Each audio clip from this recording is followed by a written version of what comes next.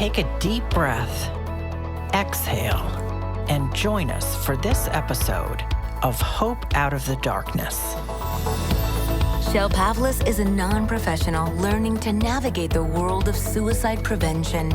As a volunteer of the American Foundation for Suicide Prevention in Orange County, California, she chats with people who, like her, are affected by suicide. Hear their real-life stories, learn how they keep living life to the fullest, and find out what can be done to stop suicide. Join the conversation with fellow AFSP volunteers and mental health professionals, all of whom have their own stories about suicide. Let's find hope out of the darkness.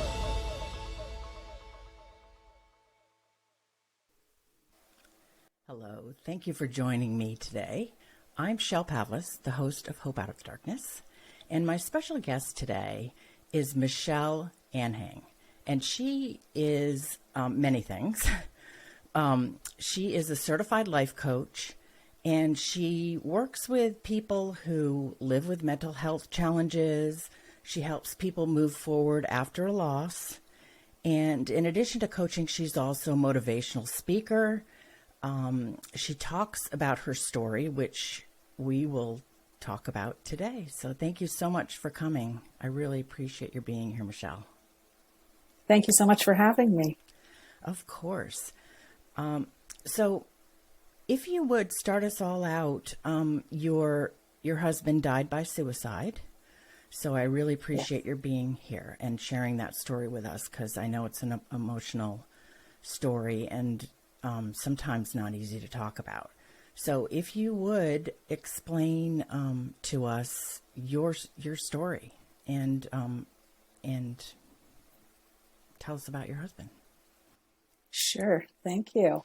It's always, a thought of like, okay, where to begin? Right. Because my husband and I actually knew each other since we were kids. We grew up in the same community. So we actually met when we were 8 years old. Yeah. No. Oh. Yeah.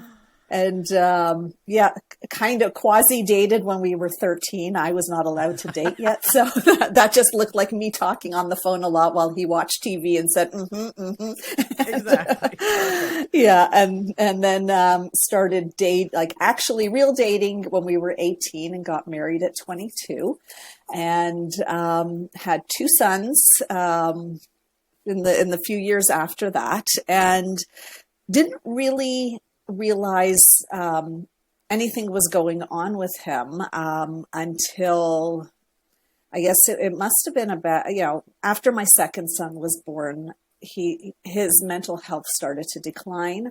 But we grew up in a community that didn't talk about mental health or mental illness, definitely did not talk about suicide. I think there are many, many communities like that. Unfortunately.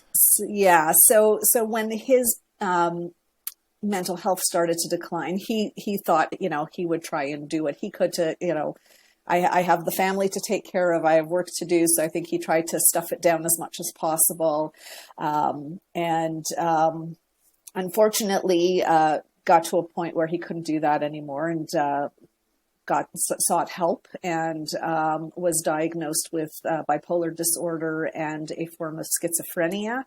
I believe they call it schizoaffective disorder. So he had the bipolarity of the manic and the depressive episodes, and he had voices that he heard in his head.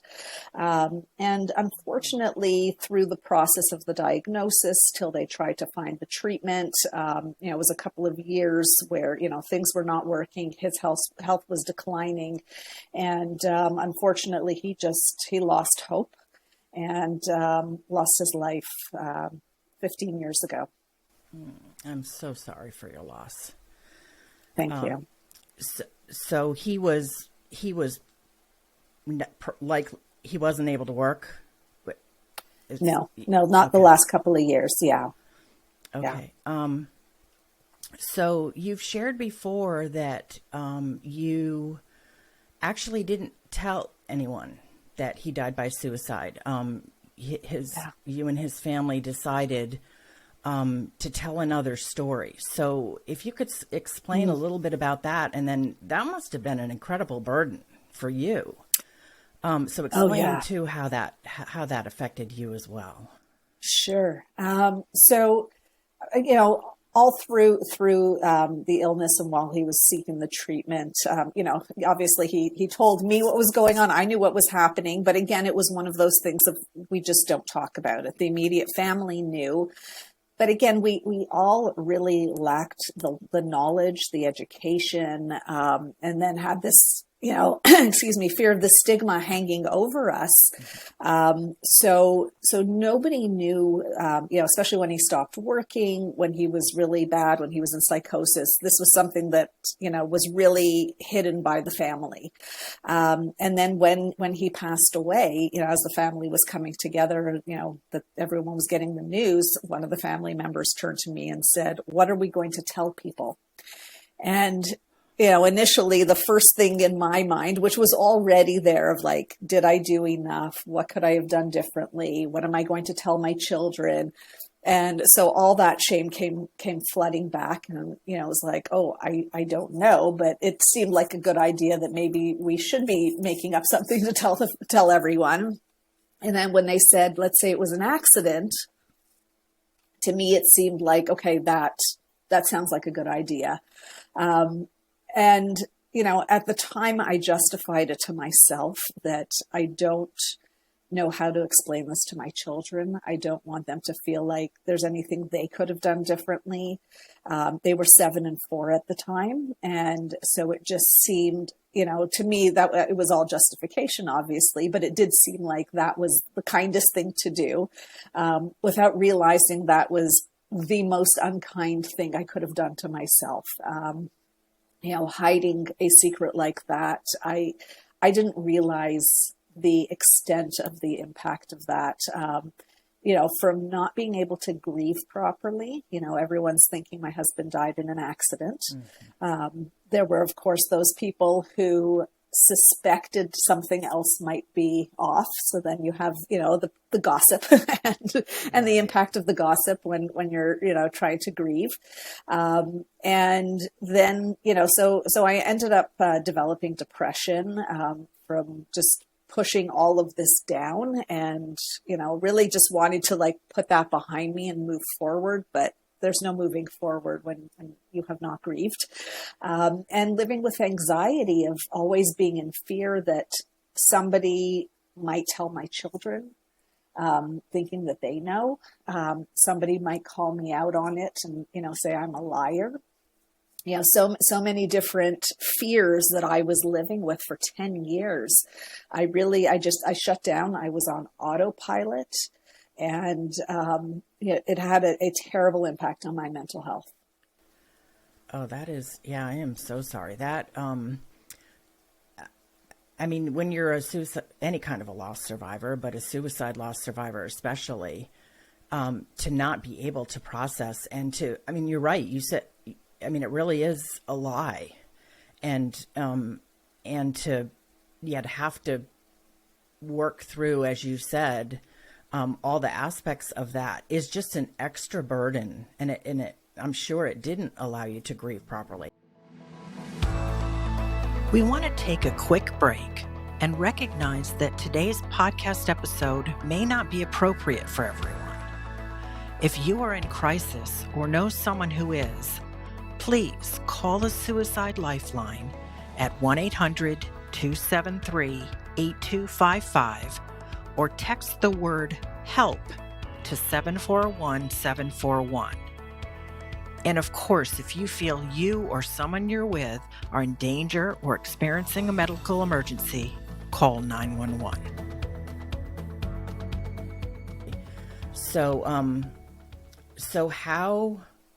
when did things change? When did that change for you? And what was your process of being able to make that change? Oh, well, it was a long process. Those 10 years were obviously very bad years for me. And it was, one of those places, and I do want to say too that, the shame around this was not just something new that, I was an otherwise healthy person and then suddenly this happens and we decide to keep it a secret. I came from a very shame-driven background, authoritarian parents. So shame was just a natural it was almost my comfort zone, sad enough to say. Yeah. But this added secret really, caused a lot of distress for me in just every area of my life, in the work that I did. We talk often about imposter syndrome, and I really felt like I was an imposter in every area of my life and that I didn't deserve any better. And so, in my career, I took a job that seemed like the right thing to do as a single mom with 2 kids, but I was very unhappy and I stayed in it for way too long.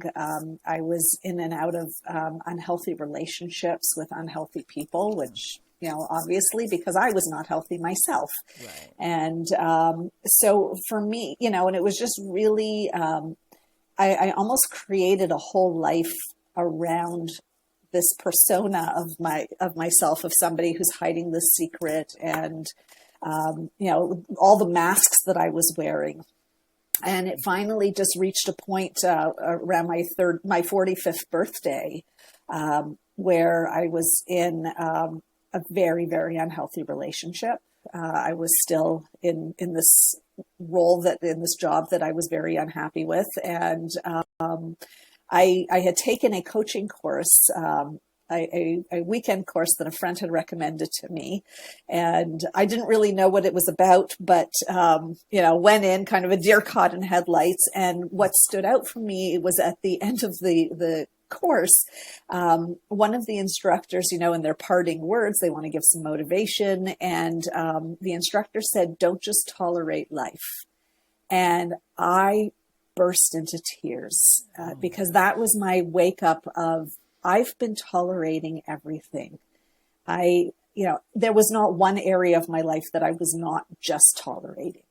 And that was my wake up call of like, wow, I'm in this relationship I'm not happy in because, this gentleman knew the truth about my story, but I was very unhealthy, and I was just like, okay, well, he's willing to love me, even though the love is not a healthy one. And I'm not happy most of the time. I'm tolerating this job because I'm not daring to dream about anything I want to do. It was just like, well, this is what you should do.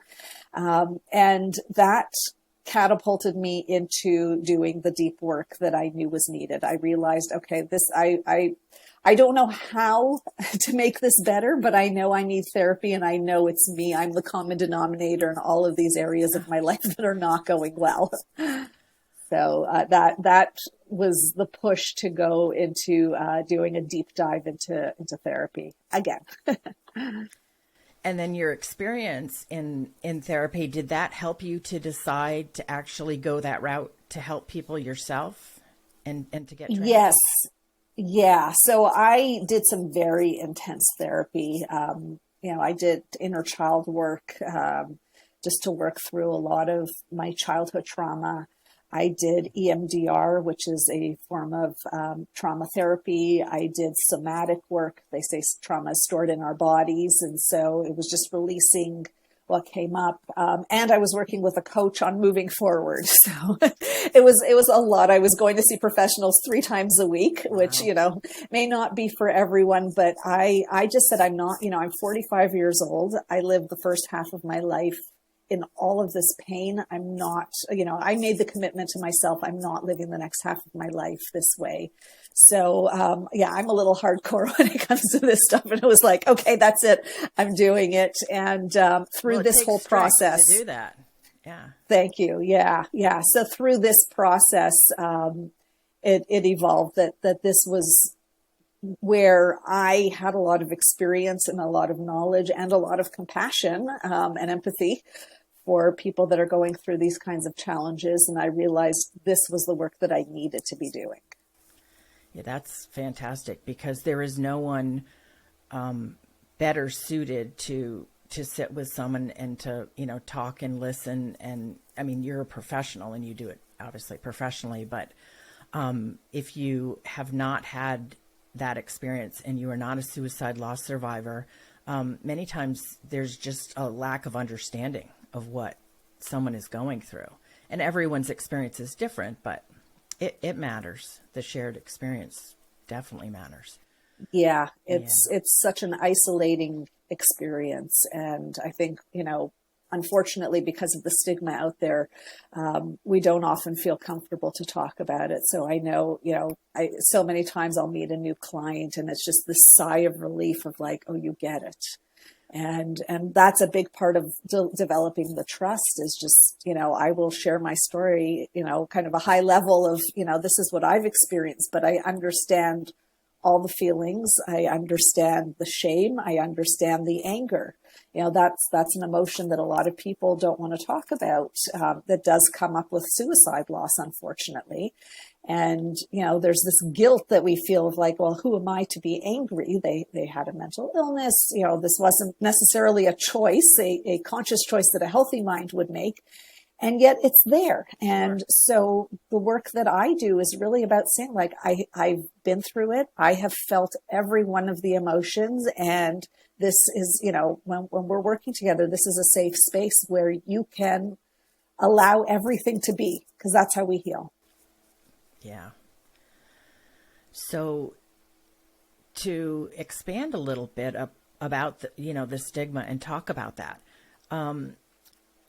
your husband's death by suicide was 15 years ago, and there have been some changes as far as the stigma of mental health issues and suicide. Could you talk a little bit to that and what changes we have and maybe how you see it today versus back then for you? Sure. Well, first thing that comes to mind is social media. And as I think we all have this love-hate relationship with it. But at the same time as it not being great for us, it has been wonderful in the sense that there is so much more information available. There is so much accessibility to support groups, and people Facebook, feel like they're not alone, which is a huge part of feeling supported. Yeah. True. Facebook did not exist when my husband passed away, but did come out shortly afterwards. But I look at it now and, this is something that I say to clients of just, look, you will find a group on any topic out there. And, for suicide loss, just to be able to join a group, even if you're not an active participant, but to be able to read other people's posts and experiences and, to your point, not feel so alone, not feel so isolated, but feel like, okay, I'm not the only one going through this, and I'm not losing my mind because I'm going through this, because we often will, think that we are the only one that has the thoughts that we do or the feelings that we do. So that's been a huge shift in that sense of just the information that's out there and that's readily accessible to people. I also see the younger generations. I do quite a bit of work in high schools. I do a lot of mental health talks and talking about stigma. Oh, nice. And the kids these days really are so open to talking about their mental health in a way that, our generation doesn't. We have a lot to learn from them in that sense, that they are really open about their feelings.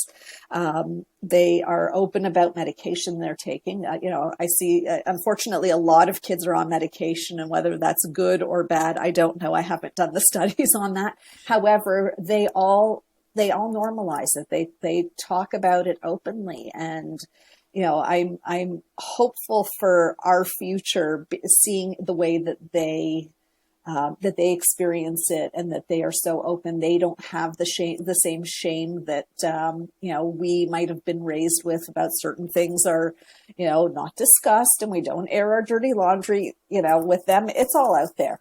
They're just like, oh, here's my dirty laundry. Take it. You can wash it or not, or borrow it. So I think those are a couple of the biggest changes that I've seen since then. And I think that we are getting better at accepting mental health. However, I am also seeing that, particularly during the pandemic, where nobody's mental health was good. There's still a lot of denial about experiences. And I joke when I work with organizations, I say, everybody goes on their team Zoom meetings and we're all dressed up and we all look great, but nobody sees what's happening in the background. It's like, oh, how are you? I'm fine, thanks. How are you? And it's like, how about if we just said, I'm not fine? My dog is scratching on the other side of the door. My children are crying in the other room, whatever the case is, but I'm not doing okay. And I think that that's something that is an area where we still have the work of just being real, because when we're real about our experiences, we can support each other and we can feel, the hashtag at the beginning of the pandemic is we're all in this together. And it's like, okay, let's apply that to our mental health too. I love that thought. And the fact that when you mentioned to speak to your comments about social media and being the double-edged sword, yes, while maybe the younger generations are learning to be more open about things, let's make sure that the face that we're presenting really is an honest face, because that also, if with the Instagram influencers and everything looking so beautiful and pretty, like you were saying, and us in our meetings, we do need to show the real side, and to continue to perpetuate those false images is just going to make it more difficult for all generations to, again, talk about all this and feel comfortable in the real. At tabling events, sometimes we'll still have students come up and say, oh, I'd like to get this for a friend, the proverbial friend. And we need everyone to be able to walk up and say, oh, well, I need this information for me, or, not having a good day, like you said. Yeah. Yeah. It's so important. So I want to talk a little bit about your two sons and their experience through your eyes, when their father died by suicide. As an AFSP board member, I know that when we tell children about a death, the advice is to speak in an age-appropriate way and tell the truth. So your family didn't start out that way. At what point, I'm assuming your sons do know now, yes, how your husband passed away. Yeah. So, So what, did you tell them, or did they find out, or how did that come about, and how did that help them to grieve and help their experience? Yeah, so I told them 5 years ago. Okay. That was, when I was, in the midst or getting towards the end of all of that deep work I was mentioning, when I came to that realization of who I really wanted to serve in my career, in my coaching work. And that I knew the first step was to tell my sons. And so, yes, thankfully, I was able to tell them, in my own time and in a way that felt very intentional. And, I had a lot of support around it. By this time, I had connected with a community of people that were extremely loving, were extremely supportive, that did not have that same narrative that I was raised in of, keeping secrets and, we only share our highlight reels. It was really very much around authenticity and honesty. And so, it was a number of group calls with these individuals to prepare myself, and be very intentional about how I shared it with them. And, as you were mentioning, they were teens at the time. But again, just, sharing the information from a place of, I'm sharing information. So essentially when I decided, okay, today is the day, I called them up for dinner and said, before we start to eat, there's something I need to share with you. And I just said to them, this is about your dad. This is something I wish I had told you, as soon as he passed away. But, I'm telling you now. And I just I told them the information. I just said, he died by suicide. And unfortunately, we chose to cover it up. And that's not my secret to carry anymore. I can't. And I, want you to know the truth now.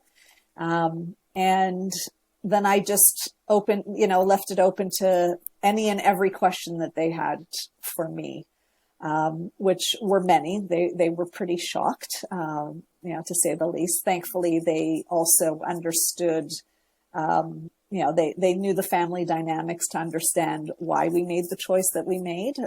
So they were quite forgiving. I mean, they were 15 and 18, so it really could have gone anyway, particularly with teenagers. But no, they were really loving. They were understanding.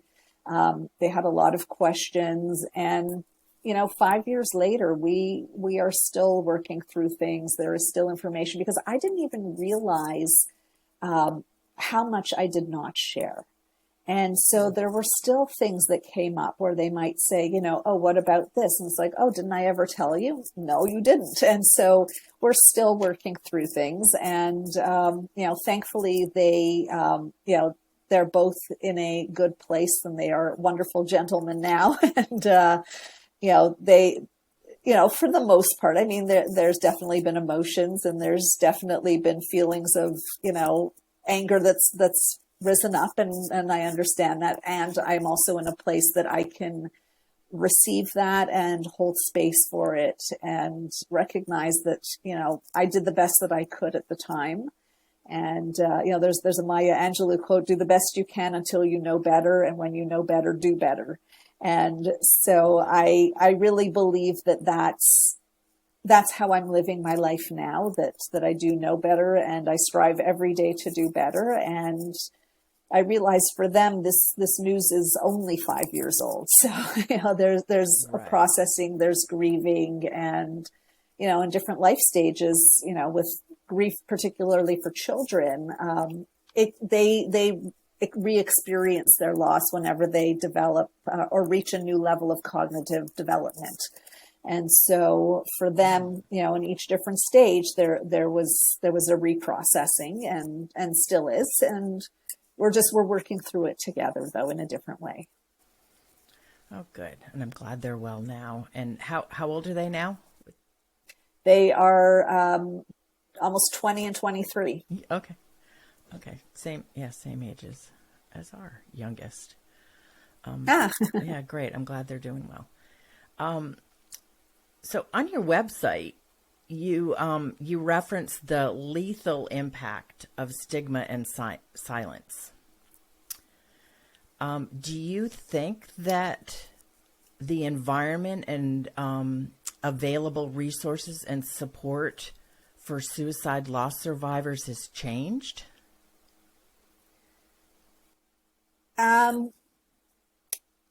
I think it's just more accessible, and it's more, I don't know that it has changed specifically, but I think just, again, it's the availability, the accessibility, particularly now, I say, the past almost 2 years of us being in the pandemic, again, one of those blessings in disguise that you can really get access to a support group anywhere in the world online at any time of day. So I think, just having that kind of support, available, and, we can be anonymous or not. So, there is that added piece of, I don't need to worry about the judgment. I can go to this Zoom call once, and if I don't feel comfortable, I can go and try another one in a different part of the world in an hour. So there's the benefit to that. But I think the type of support is pretty similar. I think, there's the one-on-one support, and there's the group support, and it's really just finding the right group for yourself. One that feels supportive, not judgmental, and one that feels like it's moving in a direction of healing, because we do have to be mindful as well that there are some groups where we're sitting in the muck of it, and there is a time and a place for that, and we all need to be in that, and we also want to be moving towards healing. So just having that awareness around the healing and the growth. Really good point. Typically during each episode, I do a listener question, and listeners will submit their questions either through a portal that I have or email. And this particular question was submitted by email, and it wasn't, of course, they didn't know that you were going to be a guest, but I chose it because I felt like it feeds into our conversation a bit. So the listener has asked, how can I be honest about my family member's death by suicide, but still have boundaries about what I want to talk about and I'm comfortable with? That's a great question. I think it's really just about saying I'm not comfortable with this, or I am comfortable, just sharing what you're comfortable with and telling people, because, from my experience, I think, most people mean well. And when they're asking, they're just trying to understand. And a lot of people don't understand, because this is something that is so foreign to many people, they don't realize necessarily when they have crossed the line, or a boundary. And so we have to let them know. But I know for myself, what was the most helpful was coming from that place of, I'm sure they are coming from a good place. I'm sure they mean well, so that I can respond rather than reacting from a bad place. And that then invites more questions and does help to give the answers that they need. But I have been very point blank about, I'm not comfortable discussing that. I might ask them what's important to you about having that information, not from a place of judgment, but understandings, just so I can understand what you're trying to seek here. Yes. What's important to you about that question or having that knowledge, and just, but again, saying as well, I'm very comfortable saying this was his story and I will share my story. Or, just saying point blank, I don't talk about that part. That's not within my comfort zone. And I think most people, my experience, have been understanding. They might be apologetic, and I say, no, it's okay. This is, I'm used to these kinds of questions, and I'm okay, and don't be ashamed. Thank you for asking. And this is what I'm okay with. And I think, the boundary setting is something we can all do a little better on just in overall life. So yes, in this one area, it's a great place to start. Yeah, that's very good answer. And I'm sure it'd be really helpful. You need to define your boundaries, and that is most important. So how can we help continue the advances that we're making towards removing the stigma and talking about mental illness, mental wellness, mental health, and suicide?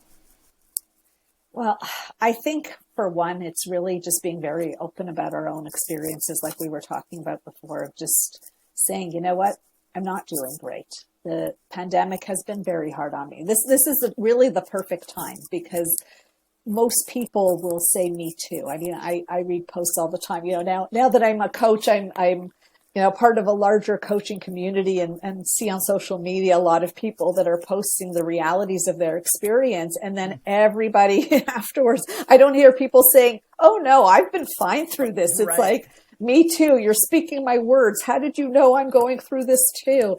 And so I think that's a big part of, quote unquote, normalizing it, of just saying like, yeah, it's okay for us to talk about it. I think that's really the first step, is sharing our own experiences. I think language is very important as well. So being mindful of the language that we use around mental health. So many things that have just become a part of our regular vocabulary, that we don't even realize could be insensitive. Just even saying like, "Oh, that's crazy." Exactly. No, you don't use those words. I catch myself, sometimes and pause. It's So do I. And that's another piece of it as well, of the idea that it's okay to make mistakes and course correct. And I think that's a big piece of it also, that we feel like, okay, well, if I'm going to do it, I need to do it perfectly. No, like I'm in this work. I do this work all the time. And yes, sometimes I will catch myself doing that. And it's like, oh, I just realized that word is there's probably a better word that I can use here. And so just correcting that, because again, that's a part of it, that you don't have to show up correctly all the time. We're all learning, and that's just a mindset to have of, I'm in the process of learning a new and better way to do it. That feels right for me. So the language is a big piece, sharing our experiences. I think it's important as well when we see things in the media, to report on those. If something is, that we might be offended by, or realize like, oh, that's not portrayed well, then, speaking up about it. But I really am a huge believer in leading by example, that, just by showing up as our authentic selves, we can create a huge amount of change. So many people that will say like, oh, I'm so afraid of being judged. And I say, okay, well, you hear me talking about my experience. What do you think of me? And you can say anything. And, and people are like, oh no, I actually think that you're very courageous. And it's like, okay. And you know what? You get to be courageous too. And, and there will be people who judge. And it's realizing it's not personal, that most people who are judging are just not ready to accept whatever is in their own lives yet. Right. And it's not more from inside them. Exactly. It's where they're at. It has nothing to do with you or your value or your message, and being okay with that, because the truth is, your people will find you, and there will be more of your people the more transparent you are and the more honest that we are about our realities. And generally, the naysayers tend to keep quiet about these things, from my experience. So you might not be able to do this in a minute, because this is the limited time we have here. But you talk about being in control of our own mental health. What do you mean by that? So, if from our whole, our day-to-day living, there are so many things that we can do to support our mental health and to create a lifestyle that supports it. From the amount of sleep that we get, to what we are eating, to who we are with or spending time with. Those are just a few different areas. So, just starting with sleep, in the pandemic, I think we can all agree that we're watching one too many episodes of Netflix. Just like, okay, I'll just watch one more episode and then I'll go to bed. And, no, there's never too many, is there? Right? But when we're getting 5 or 6 hours of sleep and we need 8, what does the next day look like? We're tired, we're cranky, we're irritable. Well, if we have anxiety, our anxiety is going up because of our irritability. If we're tired and maybe we have depression, our motivation may be lower. So it's just little tweaks that we can do in our day-to-day life that support us. With diet, I am not a nutritionist, but I do know enough about sugar intake in particular. Sugar causes us to have a sugar rush, and then we crash. And so it's not about cutting it out. I'm all about balance, but just being mindful of, okay, well, if I'm going to choose to eat this donut, what's my afternoon going to look like? When am I peaking? When am I crashing? And then how am I feeling if, I'm in the middle of a presentation and suddenly I've crashed? How am I feeling about my own mental health? And another big, really, really important piece is our self-talk. It's noticing what you say to yourself. Most of us bully ourselves terribly. we say things to ourselves we would never say to anyone else. So I always recommend that people do the friend test. if a thought that you have is something you would never say out loud to a friend, you shouldn't be saying it to yourself. And so when you catch yourself, thank you. So when you catch yourself speaking unkindly, change it, shift it up. Instead of like, oh, you're so stupid, I can't believe you made that mistake, say, you're human. We make mistakes. It's okay. You can fix it. So just being a little bit kinder. I love that. I want to touch upon, so I'm interested in this. So for your background, so you're a professional certified coach. I'm going to look at this so I don't screw it up. Sure. And a certified professional co-active coach. And then I want you to tell us about your mental health first aid certified. That to me, from what little I know about it, seems like something that as a lay person, I could do to make myself more aware and give myself some training. So what is that? Tell us about it. Yeah. So that is, you could think of it like CPR for mental health. So essentially, this training teaches you the major signs and symptoms of, the signs and symptoms of, the major mental health disorders. So depression, anxiety, schizophrenia, as well as recognizing substance abuse or suicidal tendencies. And so in the sense of the CPR piece of how it connects, so it's being able to recognize and how to be with someone, not necessarily treating, but it's more holding the space until you can get them the services that they need. So whether if it's somebody who is suicidal, until 911 comes, or maybe they're having if there's an overdose, or having the resources to be able to say, I see that you're struggling with this. I have resources that I can share with you that to get you the help that you need. And if you need a support person, it's about doing that. And yes, absolutely anybody can do this training. I'm actually in 6 weeks starting training, train the trainers training. So I will be offering this course as part of the work that I do, because I do believe that everyone should have this information, particularly now. In this very unique time in history, I think having the awareness around, when somebody is not doing okay, knowing to identify it, and empowering people with the knowledge of how to support them, because most people don't know what to do. That's one of the biggest questions. I have a family member who's not doing well. I have no idea what to do. Exactly. Or friends or whatever it is. So empowering us that at least we can identify these things that we feel that if there were an emergency to happen, that we can take the steps to get that person to safety as best as possible.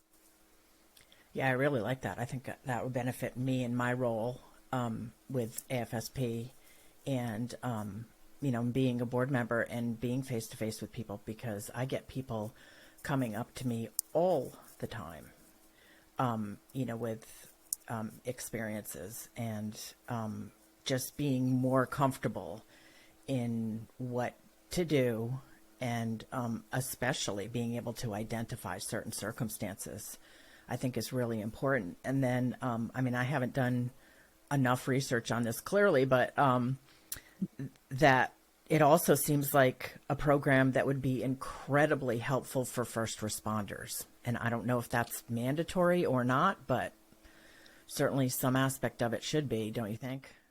I completely agree. And I'm not sure that they get that kind of training. Yeah. I believe it's important within organizations, HR in particular. Managers can't hurt to be able to recognize that often an employee who maybe is not showing up well at work, that it may not be laziness or by choice. There might actually be something underlying happening. Exactly. And as well, a lot of professionals. I was speaking to a therapist the other day who was saying that social workers don't get this kind of training. which was quite surprising to me. Wow. And right. yeah. And I think, as well, my personal, goal is to get it out to coaches, because, there's only so much that we learn in coaches training. And, so I think that having this added piece to be able to recognize, okay, there's something else going on. Maybe this person needs to be referred to a therapist, a psychologist, whether it's together with coaching or instead of coaching, but being able to recognize it and feel, like, okay, this is something that I feel, I have the knowledge to recognize and address. I think it's one more tool to add to the toolbox. Yeah, sure is. And of course, we're going to put all of your info and links in the show notes, so that if someone's interested in one of your workshops, or this one in particular, they can contact you. And that particular program is available. There are several countries that are doing it, but you're in Toronto and I'm in the US. So it's available in both Canada and the US for everyone. So that's great information to have. And last question that I like to ask as a takeaway is, what do you do for your own mental wellness? Let's see. I call myself the self-care queen now. So, really for me, it's getting outdoors. It's, connecting with people in whatever way that I can. I know that as much as I can sometimes be an introvert and want to just be at home alone, I also know it's not very good for me. Learning to trust my body as well, that if I'm tired and I feel like I need a nap, I just take a nap. And, it always makes it a little bit better. So really just trusting myself and listening to how I'm feeling. And when I'm noticing, okay, I'm not doing great, it's having that list of resources of just like, okay, what do I want to do? And I recommend that to everyone. I have in my phone notes kind of an SOS that, like, if my mental health is not great, I can go and look at it and say, okay, you know what, this person and this person are safe people to reach out to. Don't forget, you love to do this, because sometimes we get into a space and then we're just like, nothing will help. Right. Or I don't know what to do. And it's like, oh yeah, and even some affirmations for myself of like, remember, you've been through this and you've been through that, and you can go through this too. You'll be fine. But just really, it's almost like a little toolkit of when you're not feeling great, open here. And that's a fantastic suggestion. And I'm sure, our listeners are going to actually do that. And I'm going to do it too. I love that idea. Wonderful. Yeah. So thank you again so much for being here today and helping to #be the voice and help share and spread our stories. And today was just such wonderful information, Michelle. I really appreciate your being here and having the strength to share your story with all of us. Thank you. Thank you so much. If you are in crisis or know someone who is, please call or text the Suicide Lifeline. You can find out how to reach the Lifeline by looking for the numbers in the show notes of every single episode. If it wasn't glaringly evident in today's episode, I'm not a mental health or suicide prevention professional, and this is not an official AFSP podcast. I am determined, however, to find a way to help stop suicide in my community and to support those affected by suicide. Thanks for listening to Hope Out of the Darkness. To learn more about Shell, the American Foundation of Suicide Prevention, and how to submit listener questions to be answered on the show, visit hopeoutofthedarkness.com.